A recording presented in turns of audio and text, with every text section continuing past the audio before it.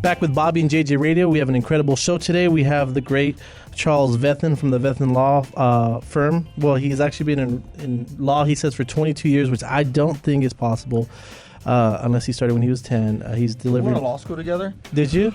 I went another route. Yeah, which is custodial arts. Delivering top-tier legal counsel to private businesses and professional practices all over the great state of Texas. Is a dual board certified attorney in civil trial law and consumer and commercial law by the Texas Board of Legal Specializations, and he is one of the coolest dudes that we've had and met in a long time. We say that every week, though. We do say that every week, but this time I mean you say that all the guys. No. I mean it this time, I promise you. So tell us about the Vethan Law Firm. Like, what locations do you have? Tell us all that kind of stuff, because I know you guys are all over. We're all over. I want to say that, I am a legal vampire. You are. So young. But our main office is based in Houston, Texas. We opened up in San Antonio about 3 years ago. So this May is actually our third year in the San Antonio market. And we just opened up in Dallas. Also looking to open up in Los Angeles later this summer. And our focus is basically on business folks, folks who have a neat idea. They want to build it into something more than a hobby. Sure. And we shepherd them, because a lot of my colleagues are there to try to sue them if they do something wrong. Right. Or they get into some nasty habits. So we did a lunch and learn one time. It says either you have an idea, a hobby, or a business, right? And so you kind of clear those lines and really figure out which one it is, I guess. Well, when you start off, everyone has a neat idea. Very few people in the country actually go to the next step. Right? Sure. So less than, I read a stat somewhere, less than 1% of the people in the country have actually a business that succeeds for more than 3 years. Right. So sometimes you get approached and they want to open up. So you're saying the world is full of failures? That's what. Because they're not with this law firm. They don't come to me first. Yeah. They have some ideas about 99% of the people are failures. Yeah, because they don't know Charles here. Well, you got to pay me my retainer and you'll succeed. Yeah, succeed. I'm wearing a retainer. Does that count? No, not at all. And it doesn't show either. So let's talk about coming to you first. How should a company be structured?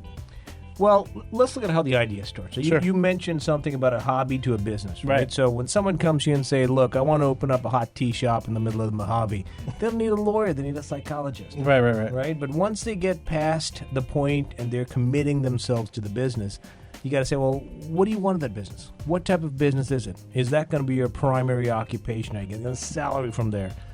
Problems kind of come in when you have partners involved, because when you get into business with someone, it's like being married, but worse. Right. Way worse. It's way worse. There's money involved. There is ego involved. Yeah, I always told my wife it'd be easier for me to leave her than Bobby. I got no ego, though.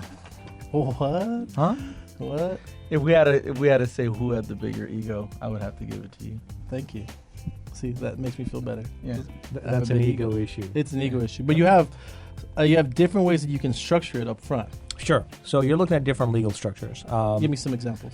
An LLC, limited liability company. That's an excellent way to set up a company if you don't expect a lot of activity in it. Sure. People kind of say that's a lower threshold, not as formal as a corporation. That's the other way to do it. Mm-hmm. So we visit with what they want. Where do you see your company in 3 years and 5 years? Are you looking at outside investors? Who's going to be joining your venture? Right? And then we make the decision that's appropriate for the person. And so the biggest thing between a corporation and a LLC, I'm assuming, is if you're going to be privately funded or you're going to be publicly funded. Well, I'm trying to get free legal advice right now. Yeah, hey, man, I love being on your show, dude. It's not a problem. Is it illegal to get free legal advice? No.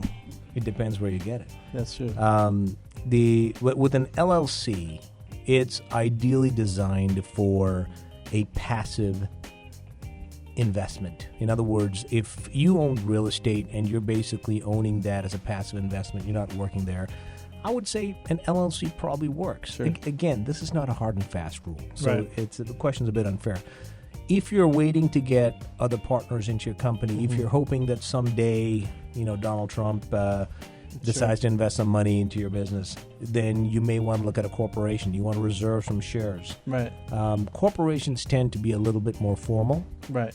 But can you switch from one to the other? You can, but the problem with switching is you lose all the cred that you've developed. Not the street cred, but I the always have business that. credit. Yeah. Show them your stab wound. You want to see it? No, Oh, man. it's too early in the game. Is it a dollar sign? Yeah, that's what it is. It says Pug Life because I like dogs. What do businesses need to make sure they have in place when they enter into a partnership up front? Up front, I'll be candid. The thing that we love the most, the one that is the most profitable for us, is when partners get into litigation. Right? So the conversation starts like this. Want some? Yeah. They come into my office, exactly, and they sit down, and the sentence starts with, "We used to be the best of fill in the blank." Right. And at that time, we hear stories about how one person did awful things to the other, and it gets crazy. Sure. The problem is, when a business starts, everyone gets along. When you're poor and you're starving and you're rowing together, no one fights. Right. So what goes wrong? What's the main? Is it fighting over money? Is it money and egos, baby? That's it. Money and egos. When the money comes in, egos get there. They start saying, "I'm the guy. I should get more." Sure. And they start maybe taking money out of the company, buying their Ferrari as an expense. Sure. You And- can't write those off? That's weird. Yeah, I tried to. I wrote mine off. Did you? Let's strike that from the conversation, sir. Thank you. So pretty much, real quick takeaway, what kind of financial commitment is involved in a partnership? A financial commitment? Mm-hmm. Well, the number one reason companies fail is a lack of capitalization. You go in with an idea, but you don't plan for it. You don't have enough cash. No funds. No funds. You can't buy what you need to. And if you can't hang around without getting a paycheck for 6 months, don't start a business. So it looks like a very complicated web that you need to sort out. So you might want to contact Mr. Charles Vethan at 210-824-2220. Again, that's 824-2220. All the listeners, people looking on YouTube or checking us out on SoundCloud can get a free phone consultation. Or you can check out or you can email him at info@Vethan, that's VETHAN law.com, vethanlaw.com, or his website is vethanlaw.com.